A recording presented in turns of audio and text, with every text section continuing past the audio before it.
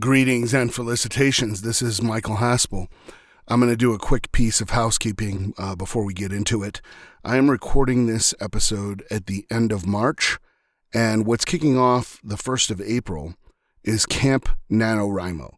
Now, a lot of you may know that NaNoWriMo stands for National Novel Writing Month, and it's when you try to write an entire novel of 50,000 words in 1 month, and it takes place in November. Camp NaNoWriMo is slightly different because it happens in April, and the goal is a bit more flexible. You're still aiming for 50,000 words, but it doesn't have to be geared towards a novel. It could be several short stories. It could be, editing an existing project, stuff like that. So they have these kind of virtual cabins, and I've started one if anybody wants to be in there. And a virtual cabin is just kind of a writer's group where we're going to post encouraging things. If you would like to try it, doing it as a group obviously increases the accountability and increases the odds of succeeding. I decided to do it because I basically promised some people that I would have some content out for submission at the end of April. And the day job has been interfering. At first, it was supposed to be at the end of November, then December, and so on until here we are, and I'm still stuck in the same place in March. So I decided that I'm going to do it in April just so I can get this story off my chest and out for submission and hopefully for publication. And if anyone would like to join me, go ahead and DM me on Facebook or even Twitter. I don't check my Twitter that often, but it's at Michael Haspel. Facebook is at Michael Haspel as well. That's probably the easiest way. And I'll add you to the virtual cabin. It is limited to only about 20 people. And I will do a shorter kind of Camp NaNoWriMo-centric episode probably sometime this weekend to kick everything off and just get folks excited for it. Without further ado, we will return to our deep dive discussion of Star Trek II, The Wrath of Khan, in just a moment. 5, 4, 3, hands on keys, turn.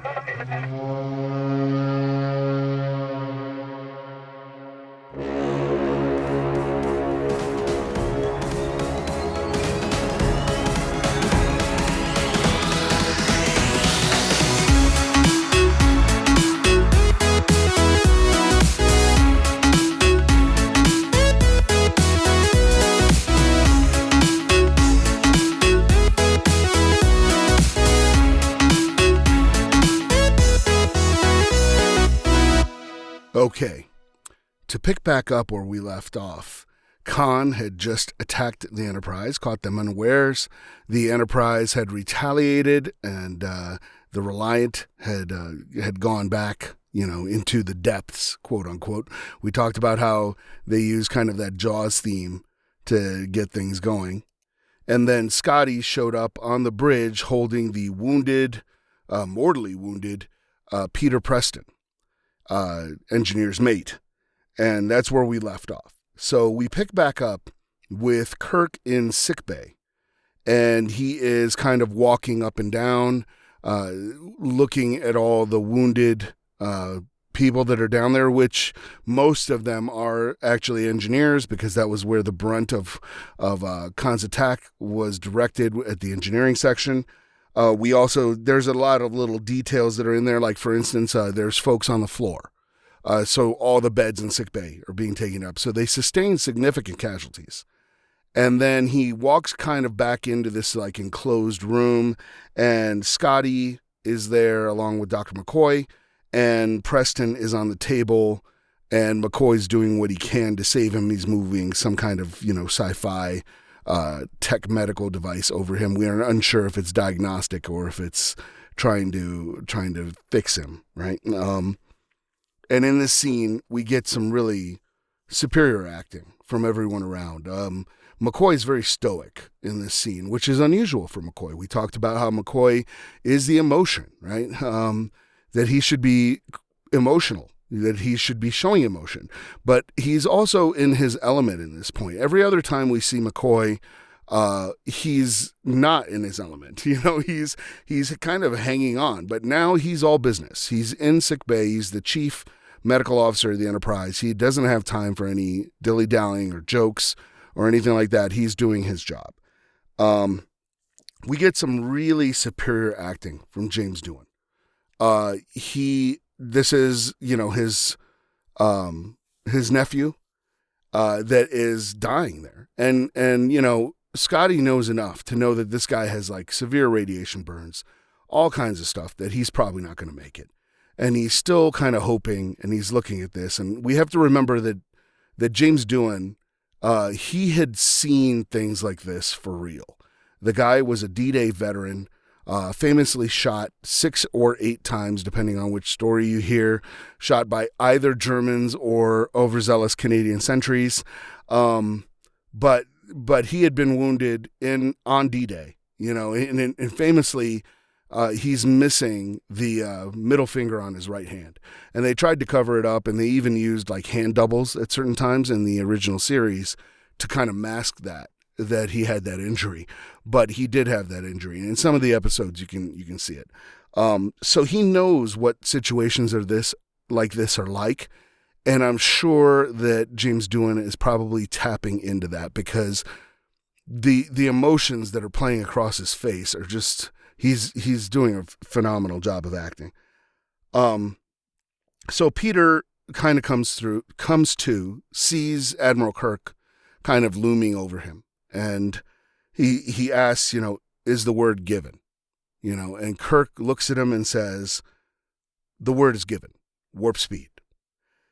And Preston kind of smiles. He looks a little bit relieved, and then he dies. Now, Kirk is lying to a dying man. They do not have warp speed restored. But that's one of these honestly, I think this is a mistake. In Star Trek II, when they engaged the Reliant, they were too far from Regula. So they apparently they make it there without warp speed. So space shrinks in the film universe. It gets a lot smaller. And then this scene also is not, I don't think it's kind to Kirk, but it is character-wise 100% accurate to Kirk. Scotty, is kind of fighting to hold back his emotions. He's starting to cry. And he kind of, in his cracked voice, just goes, why? Right? And he's not really asking Kirk a question. He's more like, why did this kid have to die? Why is the world the way it is? It's kind of this like why that's just, it's a rhetorical question. He's not looking for an answer. And Kirk is very self-centered in this, and in other cases, that's part of his character. So he actually thinks that Scotty is asking him, why they were attacked. And I don't think Scotty's asking them that at all. And so Kirk goes into this kind of self-centered answer, talking about how, Khan blames me, and this and this and this, and this is what's going on. Scotty doesn't address Kirk back. He doesn't say, oh yeah, Khan, I remember him. No, he says, he stayed at his post when the trainees ran. And he starts to really get choked up here. And that's because, to Scotty, duty is the best thing he can actually do. And it's, it tells a lot about Scotty. That he puts duty before everything else, including his own life, which we'll come back to, the way this movie ends. So Kirk, of course, ever the captain, he's got to put his command responsibilities ahead of personal ones. He turns to Scotty and he says, I got to ask, is there any chance you can get the mains back online? And Scotty, he's kind of musters himself and goes, okay, duty first, right? And he's like, yeah, I don't know, I'll try. And then he turns to McCoy and he's like, I know you tried. An important part in this scene is that when Preston leans into Kirk to ask him, is the word given? visually, he marks Kirk. He leaves a blood stain on Kirk's uniform, and Kirk is marked. He is like wearing this kind of shameful, he didn't do his job correctly, and people have died for it. It's not quite a scarlet letter, but it is a mark that is on him, right? And he has to bear it. He turns and he has to know if McCoy is okay. Because remember, we talked about how McCoy is acting a little bit out of sorts here. And he asks, how are you doing? And McCoy says, I've lost patients before, but this seems different. Like this is messed up. And then Kirk has a lot of self-doubt. And that ties into him being marked, right? He's responsible for all these people in sickbay. He's responsible for deaths of trainees and cadets that by all means shouldn't have happened. And he understands that, he messed up. And so, McCoy is just like, hey, we'll be okay or whatever. And then Kirk, in a classic moment of self-doubt, he's like, no, like, we're only alive because I knew something about these ships that he didn't. So he's very shaken by this. And then after an indeterminate amount of time, it's the next scene, we see the Enterprise arriving at Regula 1 at the space station. And there are some discussions about, the sensors being down. And at the beginning of that scene, they actually get confirmation. Spock says something about auxiliary power is restored, but they only have impulse only. So we do get confirmation that the warp drive is still offline. The mains are not working. And that he was lying to Peter Preston just so he would have a more peaceful death,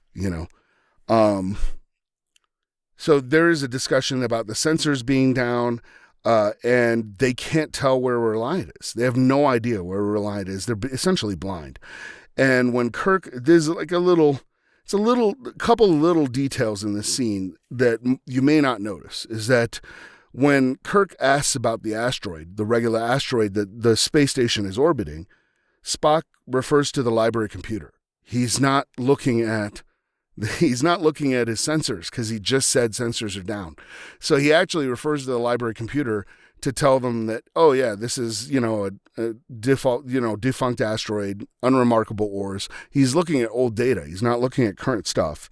Another really neat little detail is Kirk calls to Scotty to find out if he has enough power to beam down, right? To beam to Regula.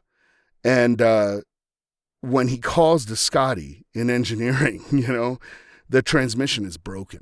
So even within the ship, like inter-ship communications are really sketchy right now because they're running on so low power across the board. They were really heavily damaged by Reliant. So then Kirk makes the decision that he's going to beam over to Regula 1. Saavik quotes General Order 15, which is like she makes up some regulation about a flag officer will not beam into a possibly hostile area without armed escort, right? And it's her way of asking to go on to the landing party. Kirk sees through it and is like, okay, you get to come, right? And he's going to bring McCoy with him because people might be hurt over there. And he's leaving Spock in charge. What's interesting here is that Saavik lies. She just flat out lied. She just made up this regulation so that she could go on this landing party. But again, she's half Romulan, so she can kind of get away with that. It'd been established in the canon before that Vulcans either can't lie or have difficulty lying. But she did not. She just kind of spit it out. We do get a little bit of levity here because things have been really serious for about a half an hour in film time. Things have been very, very serious. So we get a little joke. Spock kind of breaks formality, and instead of calling Kirk Admiral in front of everybody, he says, Jim, be careful. And then McCoy looks at him and goes, we will. Because McCoy's, of course, going along too, and Spock left him out of the whole be careful thing. So it becomes a little bit funny.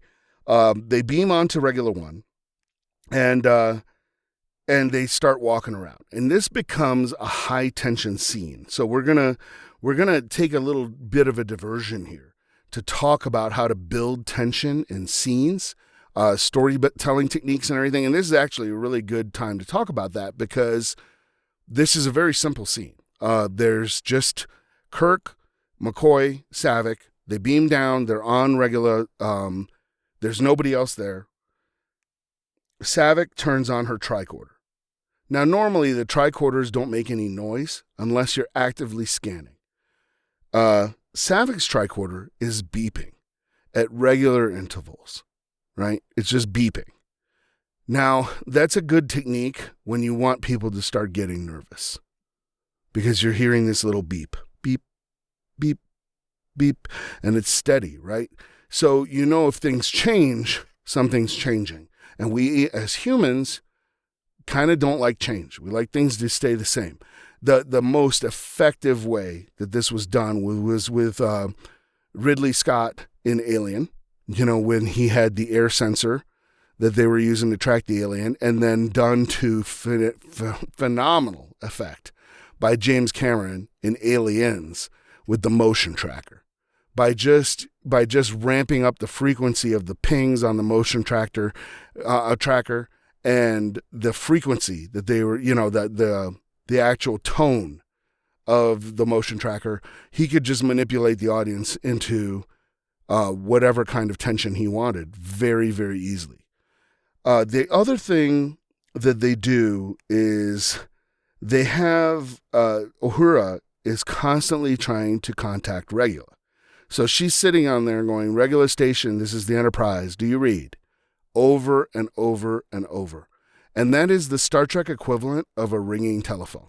And if you want to ramp up, granted, this works more in film than it does in, written. But if you want to ramp up tension, just have something that people need to answer and then folks not answering them. So like a ringing telephone, a crying baby, that really sets people off. That just starts to ramp up everything. Well, of course, they don't have telephones on Star Trek, so you can't have a ringing phone. But you can have Uhura constantly in the background saying the same thing, like roughly the same thing. And there are a couple of these tricks that like screenwriters like to use, and they'll come back to these over and over again. And one of them is like having two or more people arguing and nobody listening. That really drives the audience crazy. Lost used to do that all the time. It's a really simple trick. If you want to see it done masterfully, if you know what you're looking for, watch Steven Spielberg's War of the Worlds. There's numerous times where he's just trying to get the tension ramped up in the audience. So he'll have everybody, Tom Cruise and his son and daughter, in the car. Everyone's yelling at one another. Everyone is saying something completely different. They're carrying on 3 different conversations and no one's listening. Drives the audience nuts. Really easy, quick way to drive up the tension in a scene. I do have to take a quick aside and talk. This is like a prop horror moment, or a set horror moment in this case. When they're walking around, they're opening these doors and they're stepping through these hallways. And there's a pattern on the wall that's easily seen. And what's hilarious about that pattern is that those are the cardboard containers that fluorescent lights come in, that the fluorescent light bulbs would sit in between these cardboard things so they don't break in between one another. And they just recycled those, like made molds of them. And those are the walls in the hallways of Regula One. So it's just kind of a funny little, kind of prop horror moment. So in the scene, the 3 of them split up, but it doesn't sound quite, as bad as it is. Regula, the inside of it is not that big. From the main section that there are. In fact, you can see when they cut from one actor to the other, you can see the other actors behind them. So they're separated. They are split up, but they're separated by maybe tops 30 feet, not a massive distance. And they can kind of see one another. And then as they're going through, McCoy sees a rat. And it seems really out of place because you're like a rat on a space station. My guess is it was somebody's pet or something. That's all headcanon. The reality of the reason that rat is there is because of the jump scare about to happen. And this is where we're going to take a quick aside to talk about how to ramp up the tension and then build up to a jump scare in a horror movie or something. Of course, a lot of these techniques are visual, but they do translate to any form of storytelling. And it's through a technique called trebling, or maybe the rule of three.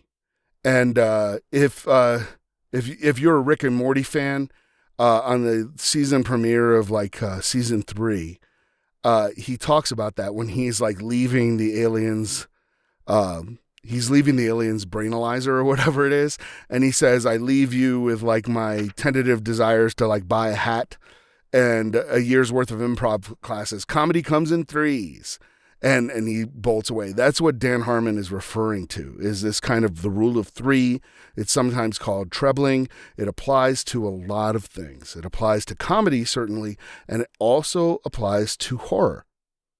And there's also a whole other thing with three. If you're an old fossil, you can remember Schoolhouse Rock. There was a thing called 3 is the magic number, right? And they did this whole song about 3 being the magic number. Look it up on YouTube. It's actually really cool. When in a fairy tale, things usually come in threes. You have to do something 3 times or to break the curse. Or if they're putting a curse on you, they utter it 3 times. Or you have to say the name 3 times or the riddle 3 times. The reason for that is kind of mathematical. 3 is the smallest number that you can use to create a pattern that's recognizable, right? So if it happened twice, you can reasonably expect it to happen a third time. And then that's how they get you, right? Is they break the pattern. That's why the comedy works is it's never 2 guys walk into a bar. It's usually, a guy, an Englishman, a Scot, and an American walk into the bar. It's usually 3 people. And then the first 2 are shown to establish a pattern that you're expecting. And the third person breaks that pattern, which is what makes it funny. And you can do the exact same thing in horror, which is why it works perfectly for a jump scare. And we do get one of the few jump scares in Star Trek here. So, to create a jump scare, the first thing you got to do, and I read some article that talked about the film The Prestige, and they talk about magic and how magic comes in threes, right? There's 3 parts to a magic trick. So there's the pledge, which is where you introduce the audience to a sense of danger, right? Things are not okay. Like, this is when you're going to show the tank or whatever that the magician's going to go into. There's the turn, which is more reasonable, right? Oh, okay, he is a magician and escape artist. He's probably going to get out of there and everything. And he does the reasonable thing. And then the prestige, which is when they complete the magic trick and everybody claps and they accept the prestige. Well, in horror, you also get the same thing. So the pledge in a horror movie would be the sense of danger, right? Introduced. You show the door is unlocked and maybe open, right? The killer has just called you, taunted you, and now you've gone to check the locked doors because they're like, oh, I'm watching you, right? I'm watching you right now. And so you go to check the door, and the garage door is unlocked. It's open, right? And then you get the turn. The turn is the wind is blowing really, really, really hard, right? And you hear some banging, and you close the garage door, and the wind opens it again. It was just loose. The wind blew it open. That's what it was. And you close the garage door, and you turn around, the killer's right there. That's how you get the jump scare. The killer being there is the prestige. And it's usually heightened by the soundtrack either doing some quick violin note that's like really, really screechy, or some banging or high-pitched sound effect. And this jump scare in Star Trek does the exact same thing. So to break it down, they lull you into a sense. So they beam down. Then, interestingly enough, there's 3 people on the landing party. Then they split up. So then they show you the first person, Saavik, right? And Saavik walks around this corridor, and we see her open a door, right? One of the doors opens in front of her. Then we see the second person, Kirk, right? And so Kirk's in the corridor, door opens in front of him, right? And then we see the third person, McCoy. Now we know the pattern already, right? So then we get to see McCoy. He's in the corridor. He's looking behind him. He sees a rat, and it kind of gives him a little bit of a jump, but not really a scare.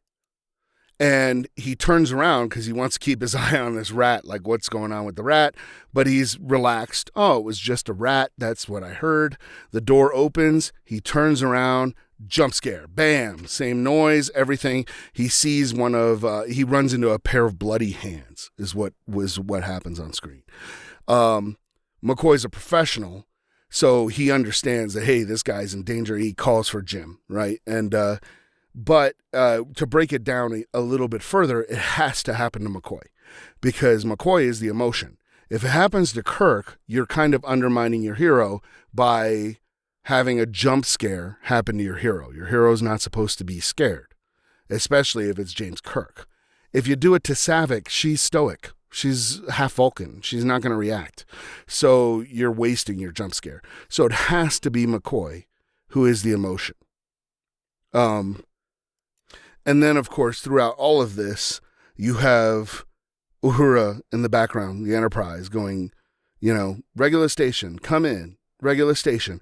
And all this is just mixed together to ramp up the tension. That's what they're doing. It's just textbook techniques, very easy to do. Now that you know how to spot it, hopefully you'll see them coming and the jump scares won't work. But they will work because we're just hardwired that way. You might know it's coming and it's still going to work. So they start cutting people down. They discover that all these bodies, all the scientists that we'd seen before on Regula, have been murdered. They've been basically exsanguinated. They've been tortured, all this stuff. So they're cutting all the bodies down. And Saavik's tricorder starts beeping a little bit faster. She discovers some life signs and some lock containers. We get a nice little detail where Kirk has to he can't quite open the container, so he has to bust it open. It's just a really cool little detail. It has a break glass to get into this thing, and he punches the glass to break it, and it comes open, and there's Chekhov and Tyrell, right? And they start talking about what happened. Chekhov tells them about the Seti eels that are in them, and why they were told to lie and all this stuff. And they also say that the scientists wiped everything. They wiped all the data banks, and Genesis is gone, and he tortured all the scientists, and they don't know where it is. And this is also where we discover what happened to Reliance crew. I remember just knowing that before. I didn't remember how I knew that. I thought it was from the novelization. It's actually Captain Tyrell tells them right here because they ask about Reliance crew, and he answers they're marooned on Ceti Alpha 5. So, he kind of pulled a switcheroo and took over the ship and left the crew on Ceti Alpha 5. So Kirk is already a little bit suspicious here that he's being monitored. So he's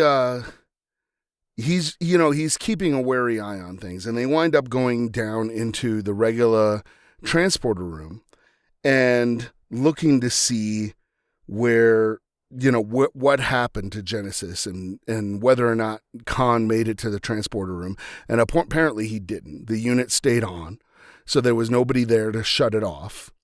And Saavik kind of notes that, hey, these coordinates are deep within the asteroid that's below them, right? I think that Kirk already assumes that they're being monitored, and he begins his whole ruse here, right? So instead of using regular comms, which we know that we're working and Enterprise was in contact with, he uses his communicator instead. Now, logistically, for the scene, it makes more sense that he didn't just leave the transporter room to go contact Enterprise. He just flips over, open his communicator, and contacts Spock. And I absolutely love this part because when you've never seen the movie, this sounds really, really bad. It's just, but when you've seen the movie before, you're like, oh man, why didn't I catch that the first time? And it's a sign of good writing because when you want your plots and everything to come together, you want them to seem inevitable. Like they're the way it's the only way it could have gone down, right? And you want kind of these like little twists and stuff. You don't want to just spring them out of nowhere because then the audience feels cheated. It's the easiest thing in the world to create a mystery, right? You can just be like, oh, who did it? I don't know. But when you do the reveal and go, the butler did it, right?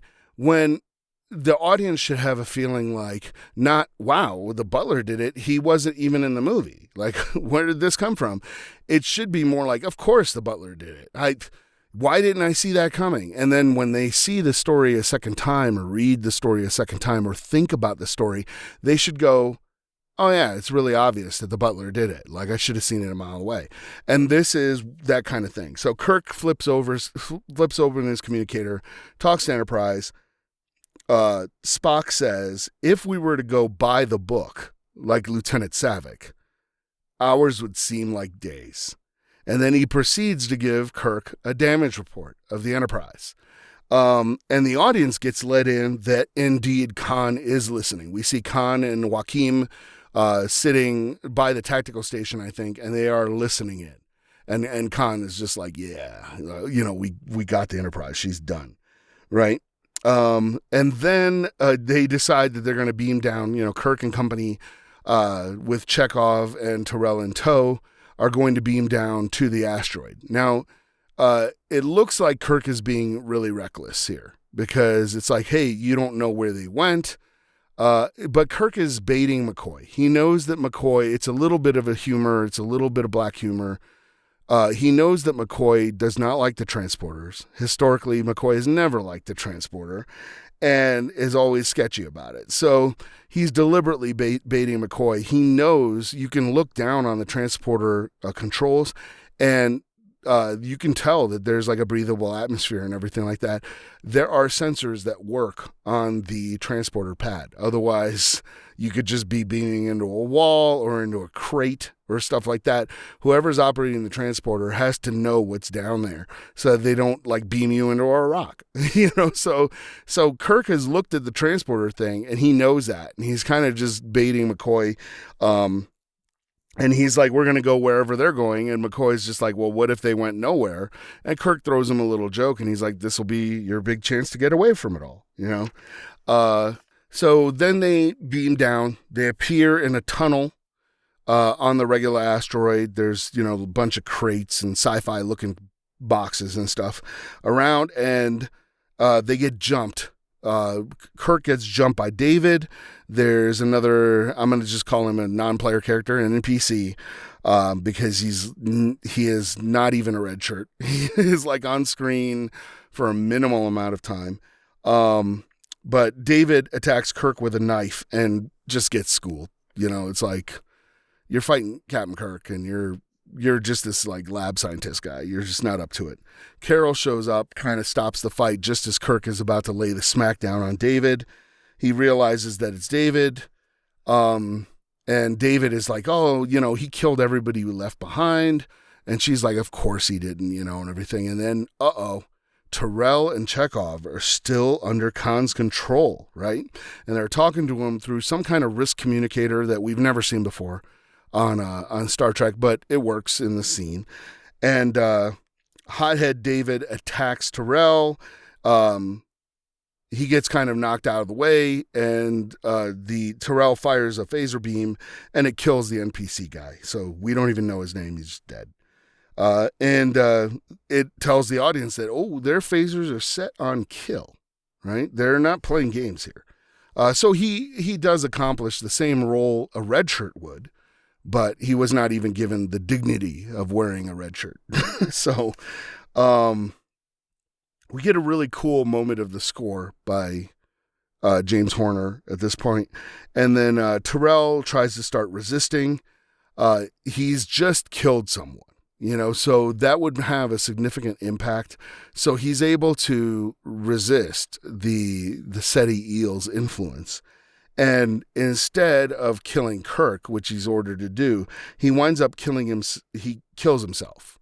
And it appears that Chekhov's SETI eel somehow detects that its companion SETI eel, its brother or sister, has died, and sympathetically just decides to vacate Chekhov's body, which kind of doesn't make sense, but we have to roll with it because there's no other way to go with that. So we get a really cool scene of the SETI eel creeping its way out of Chekhov's ear, and a lot of raspberry jam and some really icky looking scene.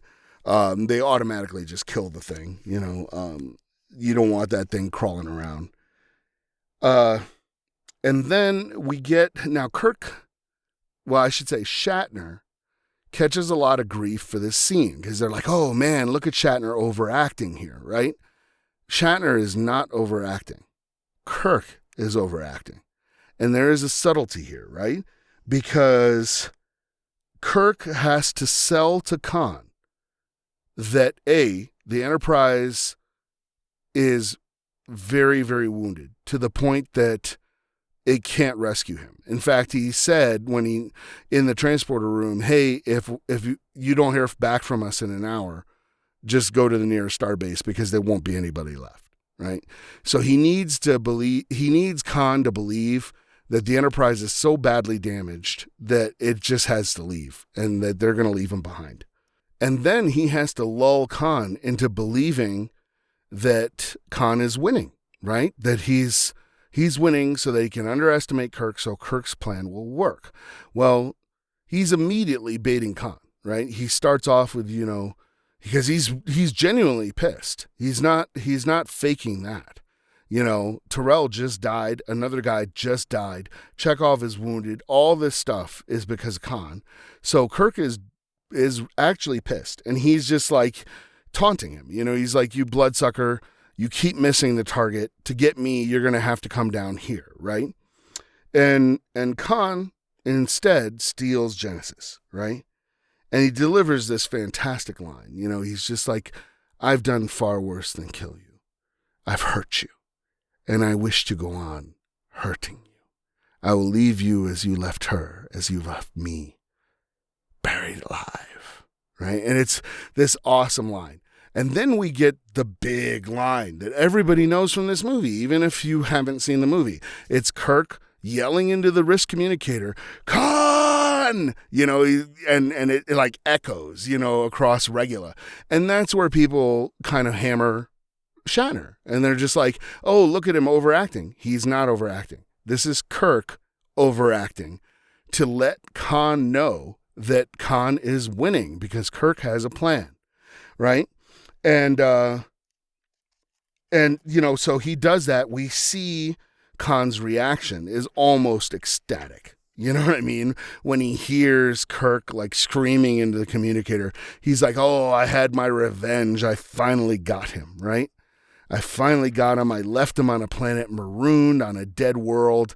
It's awesome. Like, this feels great. And that's exactly what Kirk wanted him to think, right?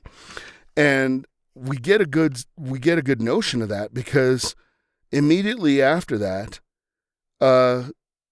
Kirk is not that pissed. He's just kind of like, okay, and he's stalling. He's looking at the big picture that Khan doesn't know about, and he's stalling for the 2 hours because Spock told him in the transporter room before they beam down, when he's, if he said going by the book like Lieutenant Savick, hours would seem like days, right? And then he says, auxiliary power has temporarily failed. It'll be restored in 2 days. So, of course, in the code, that means 2 hours. So Kirk is stalling for time. And it shows him sitting around. He's not upset. He's not going nuts. He's depressed. Savick is calling for the Enterprise, and there's no response, they are still being monitored. It's possible the Enterprise knew that, so they're maintaining radio silence. They're waiting for confirmation. This is another prop horror moment that I feel I have to point out.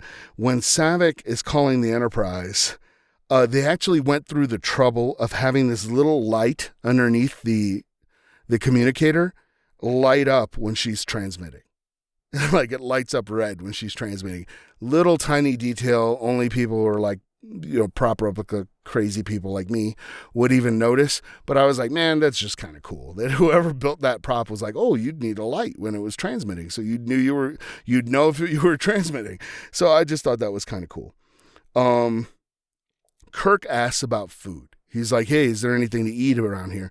Even McCoy is taken aback by Kirk being that casual. He's like, what? Like, how can you think of food at a time like this, right? And Kirk kind of just goes, well, first order of business, survival, right? And he's being very flippant about it. And that's why I'm like, he's not, this isn't Shatner overacting. This was Kirk putting on a show for Khan, right? To sell his ruse. So... And a perfect example of that is that David is just like, we can't just sit here. And Kirk looks at his watch. He's like really, really calm. He looks at his watch and he goes, oh, yes, we can. Because he knows it hasn't been 2 hours yet, right? So he's just waiting. He does put on his glasses to look at his watch, which was, I thought, a nice little catch. It's a nice touch that he can't read things close up, right? So, and then, everybody heads out because David's going to go show him the Genesis cave. And then Kirk and Carol get a moment alone to talk about David. They're really not alone because Chekhov's like on the ground, like half passed out. But he's effectively unconscious or in and out of consciousness. So, it is alone. And she explains that, she wanted David in her world and Kirk had his world. And if you remember, it's like an ongoing theme. Kirk is married to the Enterprise. So Carol is kind of a fling to him, but he is very conflicted at this moment. And it's understandable. I mean, there's a lot of really bad stuff has just gone down in the space of like 2 hours. And he's so kind of out of sorts, right? That even Carol, like, asks him, she's just like, what are you thinking? Like, what's going on with you? Like, he's so not Kirk in this moment. And it's a really good character moment for Kirk. The ship is damaged through his own actions, because he didn't follow regulations.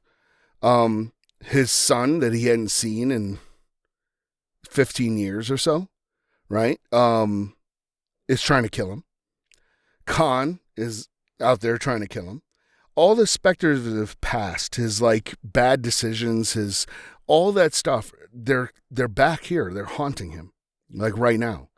And then he even says, right, one of the themes of the movie is like age and the decisions you make cost you opportunities, right? Other opportunities. So he even says like, the life not lived, the road not taken. And when he's talking about David and Carol, he says, my life that could have been and wasn't. Right? That's a theme, right? And then he says, how am I feeling? Old, worn out. Right? He's past his prime. He's not where he should be anymore. And then she says, she answers, let me show you something that will make you feel young, right? And we get a cutaway, and it's Joaquin telling Khan the impulse power is restored and that they are now more than a match for poor Enterprise, right? Now, keep in mind, they think that Enterprise is way more damaged than she is and that she's limping to the nearest starbase. So they actually still think that it's orbiting Regula, that it's by the Regular One station, and they're closing in on it. We get a view of the Genesis cave, and I'm going to take a quick detour here, and I know we're going to run over an hour on this one because I got a lot to talk about. So it just kind of fits to put it in this episode because there's so much going on in the next episode. It's madness. So I want to talk about matte paintings.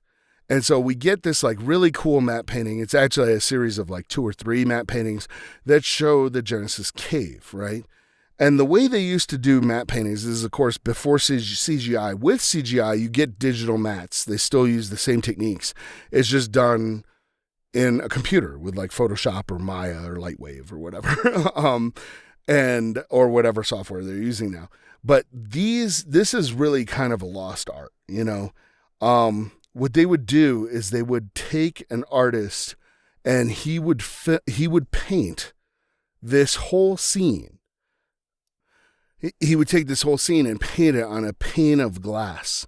And the technique that they would use was somewhat impressionistic. It was hyper detailed, but not as detailed as you would think. It would be kind of impressionistic. And like if you watch some of these older movies with matte paintings in them and they've brought them up to HD, unfortunately the matte paintings really kind of suffer from that.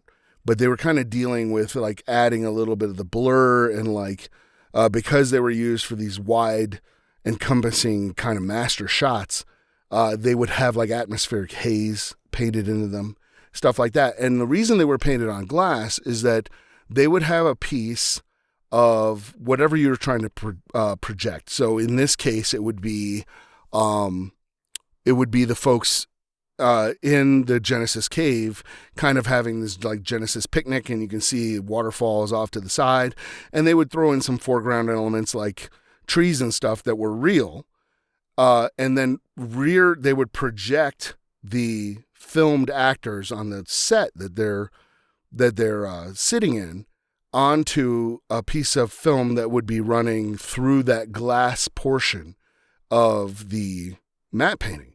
So then you film the entire thing all at once, and you have these foreground elements that are real, the matte painting in between the camera and the rear projection that is projecting the actors on something that's coming through that glass. And that's just one way that you would do it. Star Wars made really excellent use of those. There's one scene in Star Wars that's one of the best matte paintings I can think of because, of course, the best matte paintings you don't notice.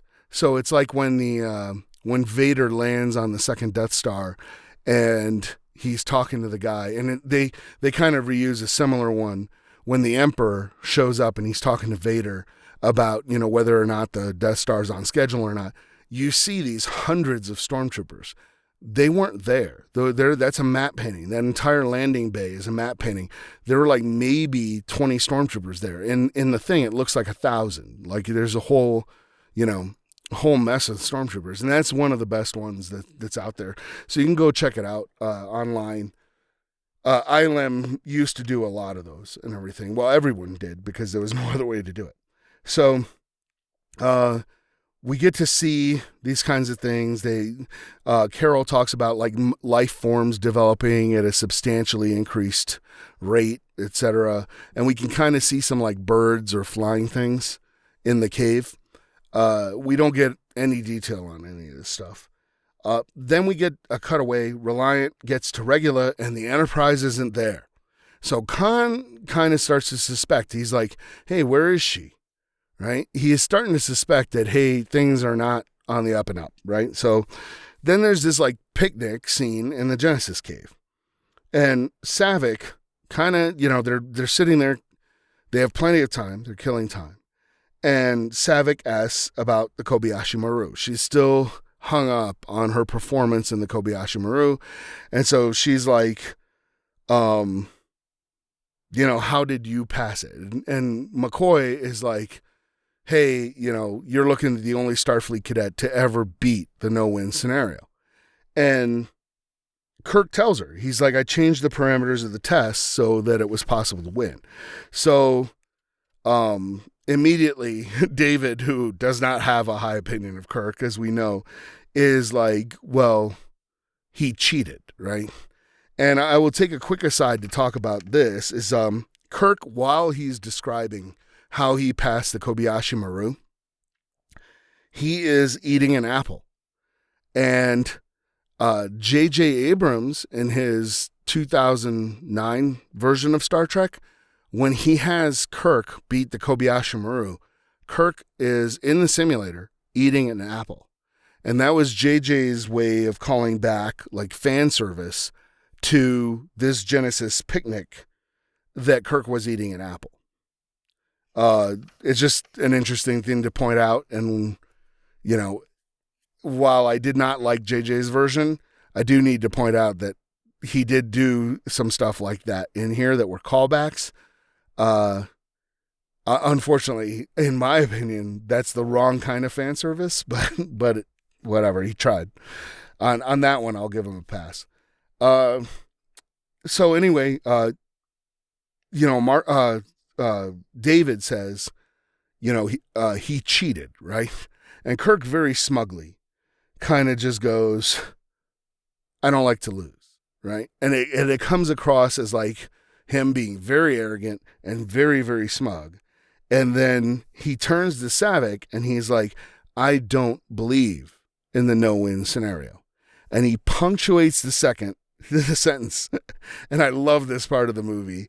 He punctuates the sentence by saying, I don't believe in the no-win scenario, flips his communicator open, and very nonchalantly just goes, Spock, it's been 2 hours. Are you ready? and Spock answers, ready when you are, basically. And it's like, it was all part of a secret plan.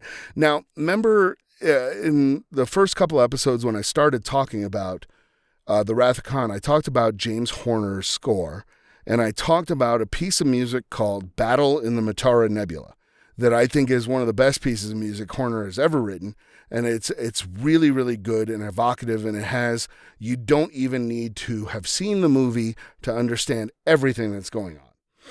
It is musical storytelling. It's brilliant, right?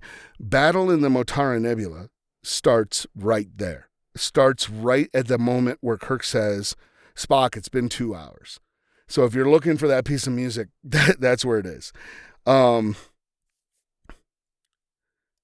They beam onto the Enterprise, and we get an interesting thing here because we've never seen them actually be able to carry on a conversation while they were being beamed.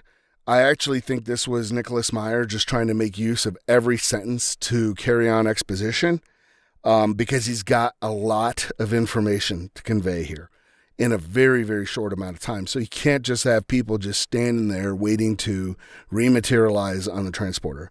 So as they're rematerializing, they're carrying on a conversation. And essentially, they talk about how there's regulation 46A, which is no uncoded communications on an open channel when you think that the enemy's monitoring it. So, of course, that was Spock's code. If we went by the book, like Lieutenant Saavik, he's saying that she always follows regulations. I'm hinting at this regulation.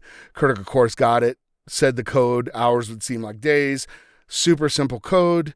I would hope that the Enterprise had some kind of encryption normally, but maybe in headcanon they were so heavily damaged that the encryption doesn't work and they're having to use like open unencrypted lines. That's kind of the only excuse I can think of. I'm trying to give these guys a break. But and Saavik calls Spock out. She's like, you lied. And then Spock's like, I exaggerated. He didn't really lie. So it's a little quibble to get around the whole Vulcans can't lie thing, right? The other visual thing that happens here is that there's a yeoman that comes in and hands Kirk a fresh uniform. At this moment, Kirk is no longer marked. He's not carrying the blood mark from Peter Preston. He is now in a fresh uniform, and he's Admiral Kirk again. He is not marked. He's not damaged. He's not ashamed. He is coming back into his prime, and he's restored his faith in himself. So that's an important visual cue that Nicholas Meyer gives us. Then we get to see that the turbo lifts are not working. I think Spock says that they're inoperative below sea deck, and they take a bunch of access ladders, and that scene might only be in the director's cut because when there's a jump in the music during that part, and then we get but them climbing up the access ladders fits right in with all the nautical imagery, because we had, Kirk walking the sick bay like he was Admiral Nelson on a deck of a ship. We have all this nautical imagery. We had the bosun's whistles and other things like that. This is like them climbing the mast, right? So we get a really cool shot of the Enterprise, and we realize that she's on the other side of the regular asteroid than Reliant. And they pan, from the Enterprise across the regular asteroid, and you see Reliant waiting at regular station, right? Kirk calls battle stations. They go to red alert. We get, it's an interesting thing on this that I kind of noticed in passing. It's not important, but there's some random cadet actually at the con, which means that Spock left this like random cadet in charge of the Enterprise while he went down to the transporter room to greet Kirk. So I just thought that was kind of funny. It's not Sulu. Sulu is sitting at the helm, and it should have been Sulu, like next in command, but it's like this random cadet. So I just thought that was kind of funny. Of course, I think that's logistically, that's what they had to do, because when Kirk gets on the bridge and they're like battle stations, the cadet leaves and everything, and Sulu's already at the helm where he needs to be to do what he needs to do. But I just thought that was kind of a funny observation. And then they start talking about what they're going to do, right? Because they're just like, and Kirk brings it up. He's like, talking about the code, and he's like, hours instead of days. Now we have minutes instead of hours, because they know Khan is really smart. And once he made it to like Regula and saw that the Enterprise wasn't there, he's already like, what's going on? Like, I'm being taken for a ride here. So he's already figuring things out. So they're trying to figure out what they're going to do. And Spock says there is the Motara Nebula at 153 Mark IV. That's the course that they're going to go. And they can, Scotty is like, hey, do you think we can Kirk asked Scotty, do you think we can make it inside? And Scotty's like, yeah, but don't make it too bumpy. And what he's kind of referring to here is that the deflectors, there's a lot of particulate matter in the nebula, apparently, as opposed to like deep space. And the deflectors are going to be overtaxed by all this particulate matter, because that's actually what that dish is for on the Enterprise. It's supposed to like be like a particulate, is like pushing stuff out of the way. And so then we get another example of experience versus youth, right? This isn't how things work on a starship. Saavik kind of doesn't know why they're going to head for the nebula, right? And this is another kind of like, hey, the new person doesn't know. Let's explain it, right, to them. But they do it a little bit inelegantly in this moment, because she does do a kind of as you know moment. She tells Kirk, that, hey, if we go into the nebula, the tactical displays won't work and the shields won't work. So she knows her stuff, right? And then Spock says, sauce for the goose, the odds would be even. And this is a really good storytelling method, because even though she's not using a lot of technical language, and certainly not to Trekkies. Trekkies are like, we know what shields are. We know what the tactical display is. We know what visual is. But a lot of non-Trekkies would not know that. Casual people who are coming in and don't follow the show, don't watch a lot of science fiction, wouldn't understand that, right? So they're just like, hey, so you have to put yourself in that part of the audience sometimes that wouldn't get it, just doesn't understand. So then they throw in some plain language, the odds would be even. Spock just tells you that's why they're heading into the nebula. For real, it has nothing to do with the tactical and shields and everything. They're trying to even the odds. We get a bunch of inserts here, and it's like really, really cool, because it fits right in this whole like nautical preparation for battle, right? It shows people moving up and down the halls like with a purpose, right? They're carrying stuff in their hands. They're getting ready for battle. Like they're going to need to repair things. They're going to need to seal breaches. So they've got these kind of like laser cutters or whatever in their hands. They're guys in these like weird engineering, almost spacesuit things. ostensibly to repair hull breaches. That's what it looks like they're scheduling for. And then they're pulling up all the floor grates in the torpedo room. And the way he does that, he runs the camera right down where the rail where the torpedo would come out, and they're pulling these kind of walkways out of the way, and you can see a torpedo being loaded.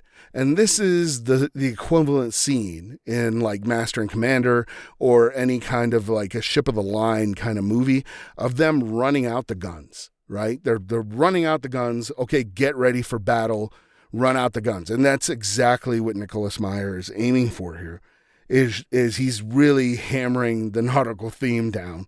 And we get to see that the Enterprise works like a battleship. Now, I don't think that realistically a starship would not work that way. Almost certainly the torpedoes would be automated coming from some kind of a storage unit. They'd be armed and automated, everything. There wouldn't be any human interaction. But that's not what he's going for. He's going for a very militaristic, nautical, Horatio Hornblower in space feel.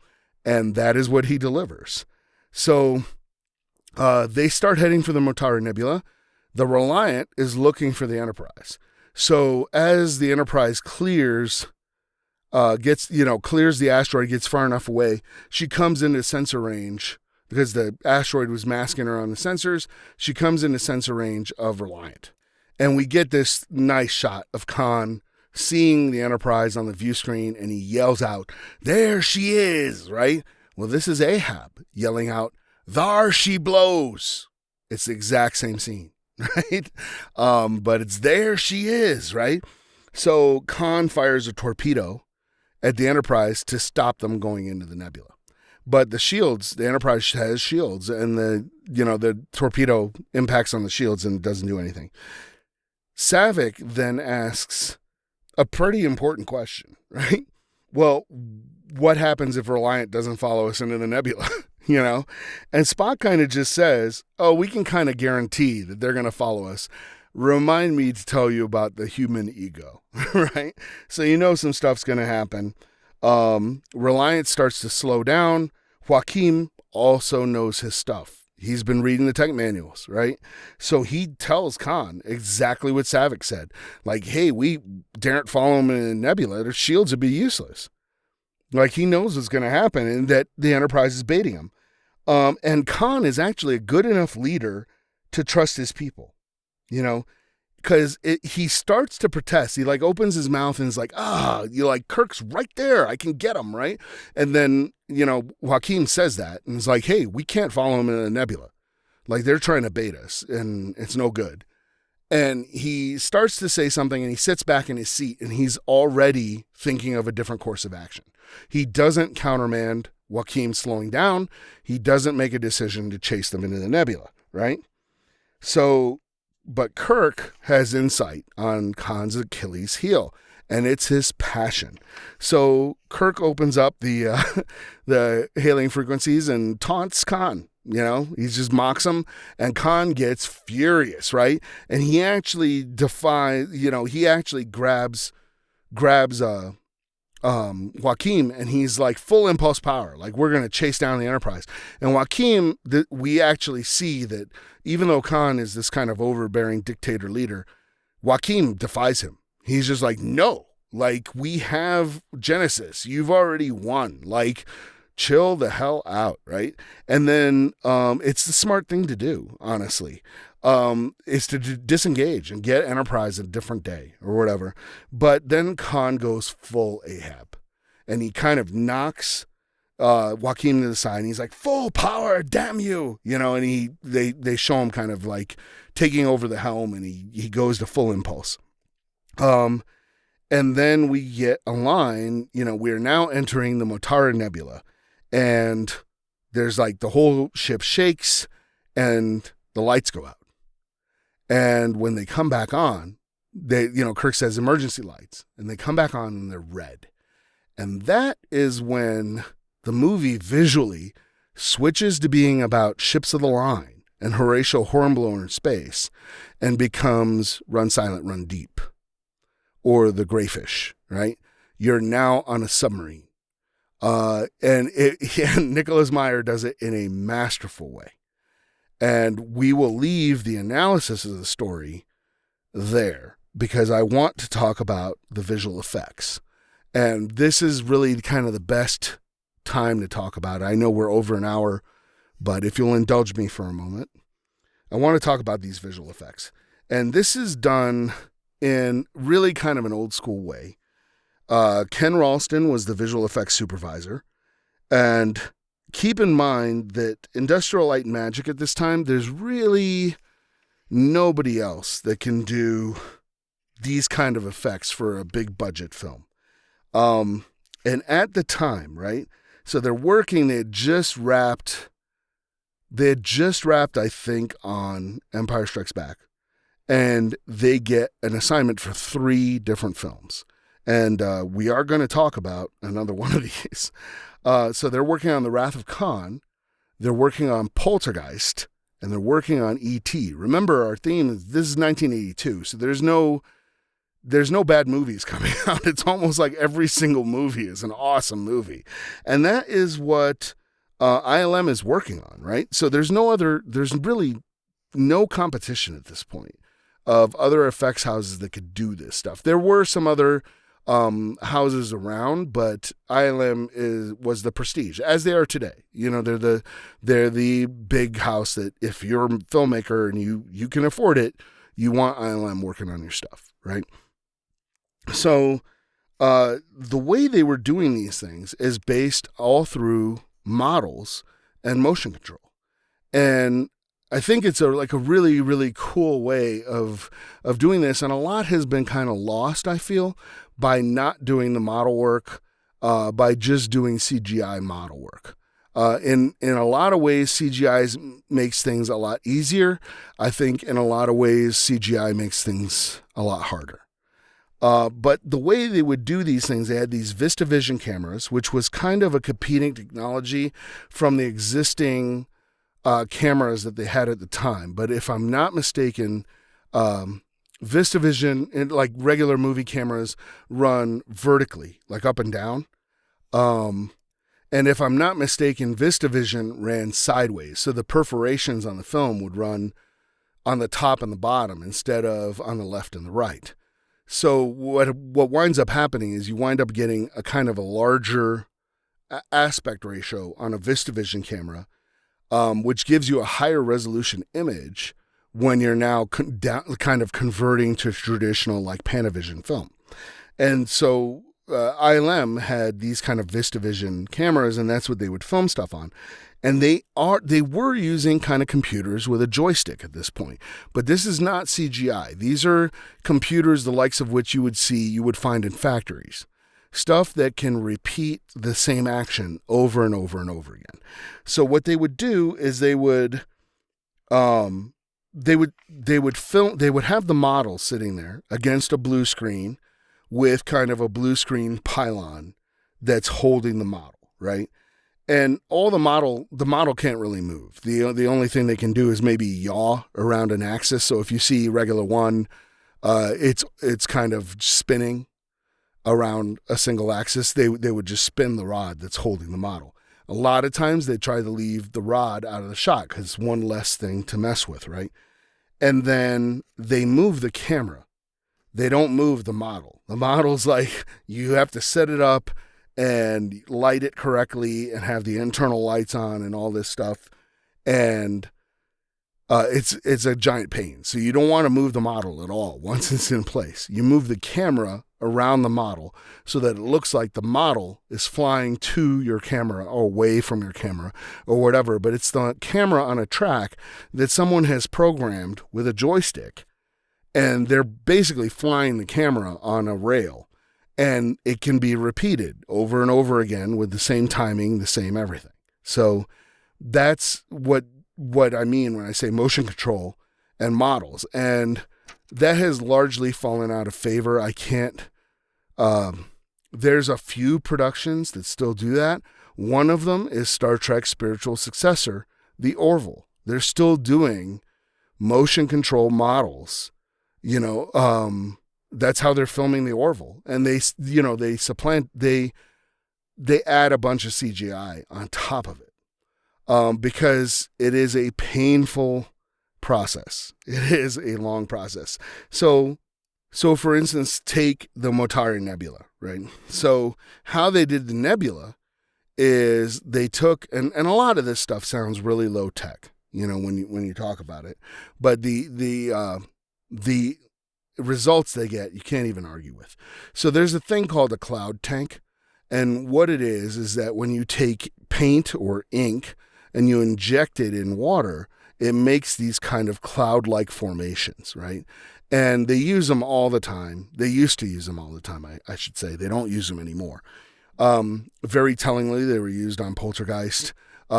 Really good examples of where you can see a cloud tank being used to generate clouds is in Ghostbusters. When at the end of Ghostbusters, when they're going up to the Central Park West building to face Gozer.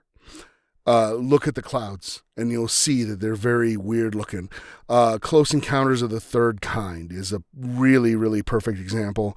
You get these kind of roiling clouds that are lit from within that go around the Devil's Tower right towards the end. Raiders of the Lost Ark, when Indy is about to go into the Well of the Souls, get these same kind of cloud tank clouds. They're very telltale. They look a certain way. And it's shot in water. So they did a very, very similar thing for the Motari Nebula. They did, but they kicked it up a notch, right? So they fill the tank about a third of the way or halfway with salt water.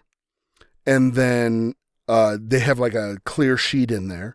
And they fill the rest of the tank with kind of clear fresh water. And they slowly remove the sheet that's in between them so that the water doesn't really mix together, and it creates an inversion layer. And then you inject kind of ink and paint in there and see how they react, and it creates just really cool patterns, and they shine light through it and flashes and all that. And then they're filming stuff at like 2 frames a second. So it just speeds up the motion really, really crazy. And then they're filming that really super close up, so it doesn't look like ink in a tank, and so to make an element of, say, a shot of the Enterprise in front of the Motari Nebula, right? So you'd have to have these are the different elements that you would have. Now, you would have the same kind of elements today if you were doing it in CG, except you could put all these elements in all at once. In these days, you would have to do all these elements. Each one of these elements is a separate piece of film. So it starts to become a little bit overwhelming very quick. So the very background that you have is your space starfield, which is usually, pinpricks on a piece of plexiglass with a bright light shining behind them. So you have your starfield.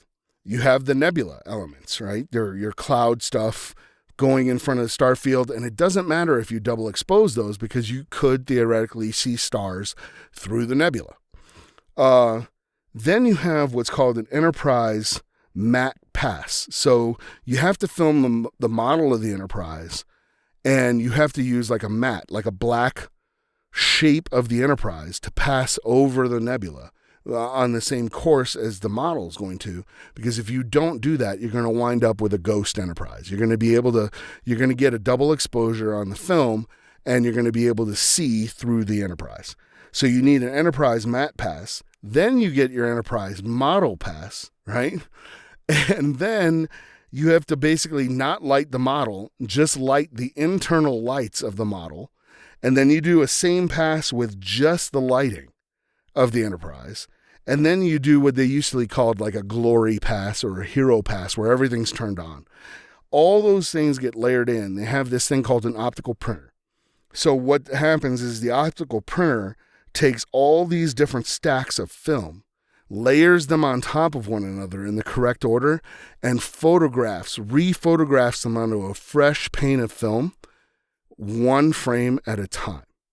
So keep in mind, 24 frames is 1 second of film. And you start to understand the insane process that these visual effects cost in time and personnel and in money. And it really, next time you watch the Death Star battle in Return of the Jedi, you can appreciate that, because every single TIE fighter flying at the Millennium Falcon is a separate model. And they have to go through this entire pass for every single one, plus the cockpit of the Millennium Falcon, plus the rebel ships that are sitting in the background.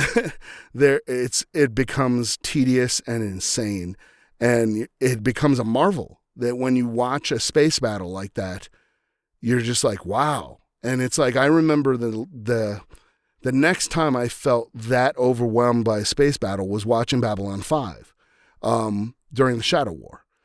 But all those ships were CGI. And the CGI, unfortunately, doesn't hold up, but it was really cool at the time. But Return of the Jedi still holds up. Like, that battle still holds up. Star Trek II, the battle in Mutara Nebula, still holds up. And then if you want to do phasers, you have to hand draw those suckers in, one frame at a time, 24 frames per second, right? Which is kind of explains why you don't see the starships shooting phasers a whole lot. It's a lot easier to put in a torpedo. For explosions, what they would do is fire's kind of really hard to scale to a smaller model. So they would build like a close-up section. The larger you can make it, the more realistic the pyro will look, the flames. And then what you do is, if you want the pyro to happen in 0G, you hang the model from the ceiling, you put your camera on the floor under a plexiglass shield, and you detonate the model while you're filming straight up. And that gives you kind of a 0G explosion. So now you know how all that stuff's done. And then there are little subtle tricks that the model makers can do with the lighting, just to like say that Enterprise is the good guys, because the majority of the lights on Enterprise are white and blue, and that Reliant are the bad guys because the majority of the Reliance lights are white and red. So in any case, I realize we went a little bit over time, and that's going to do it for me on this episode. And next time we're going to pick up with the Star Trek. Will be maybe in April, early April, and we will finish up the Battle of the Mutara Nebula and wrap up the Wrath of Khan, hopefully. And until then, keep it clean and green. This is Mike. Out. You have been listening to Quantum Froth Dispatches by Michael Haspel. Music and other cues are provided by The Fat Rat. The song you're hearing is Monody, featuring Laura Brem.